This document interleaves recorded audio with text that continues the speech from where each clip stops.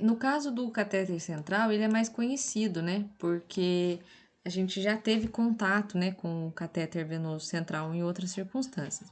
Então, o catéter para hemodiálise, embora ele tenha sido revelado, né, há 35 anos atrás, ele revelou um bom sucesso de emergência que permite iniciar o tratamento dialítico a muitos doentes, tá? É, está sujeito a muitas complicações, tá? E, né, assim como o risco de infecção. Então, embora ele tenha proporcionado a possibilidade de tratamento a muitas pessoas, ele tem essas particularidades, né, com relação à complicação. Por isso, deve ser encarado como um acesso de recurso a ser substituído, tão em breve que possível, ou pela fístula ou pela prótese. Então, não é recomendado que o paciente fique longos períodos com o acesso central, com o catéter central, e sim que ele tenha seu uso como uma forma de emergência, mas que ele seja substituído em breve, tá? Os catéteres venosos centrais, eles podem ser de longa duração, tá? Na medida que serão um acesso utilizado a longo prazo, que não é o indicado, mas muitas vezes, né, a gente sabe que o paciente não tem condições, de fazer a fístula, ou mesmo podem ser temporários. Nesse caso, podem ser utilizados durante a maturação do acesso venoso, ou, né, em caso de diálise aguda. Normalmente são inseridos numa veia do pescoço, mas também podem ser colocados na virilha. Os catéteres de longa duração têm um cuff, tá? O catéter, ele tem um túnel embaixo da pele, ficando com o cuff por baixo da pele. A maioria dos catéteres vão ser de duplo lumen, né? O que significa que ele tem duas vias diferentes, uma para aspirar o sangue e a outra para devolver o sangue.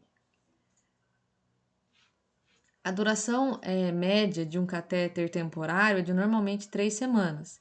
Esses catéteres eles são fabricados, né, em poliuretano, o que vai tornar o catéter mais rígido, tá? E, consequentemente, mais desconfortável, e vai acabar e pode acontecer formação de vincos na pele, tá? O local de inserção deve ser, né, preferencialmente a veia jugular interna, tanto pela facilidade da inserção quanto pelo fato de causar menos complicação. A veia femoral também é possível, especialmente para doente agudo, né? Ou no caso de doente com pouca mobilidade, né? Que não tem tanta mobilidade. Os catéteres na subclávia devem ser evitados sempre que possível, sobretudo quando for, né, para curto prazo. Catéteres de longa duração, eles vão ter o cuff, né? E o objetivo do cuff é criar um ponto de fixação para o catéter, tá? E servir de barreira de infecção ao longo do túnel. São normalmente fabricados, né, com material sintético que é mais maleável, né? E acaba sendo mais confortável e menos suscetível à formação de vincos. O local habitualmente também, né, a gente vai ter aí a veia jugular interna, embora se ela não for possível, né, funcionar, então a gente vai estar utilizando aí a subclávia. A parte exteriorizada é constituída por dois ramos e as linhas de sangue vão se conectar diretamente a estes, não sendo necessária agulha, tá?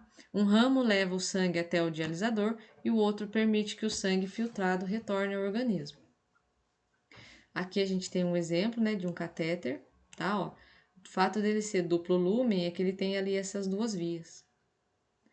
Cuidados, né, com o catéter venoso central. A infecção, ela é a complicação mais frequente, né, e acaba levando aí muitas vezes à hospitalização. Ela pode ser identificada por muitos sintomas, aqueles sintomas que já são conhecidos nossos, né?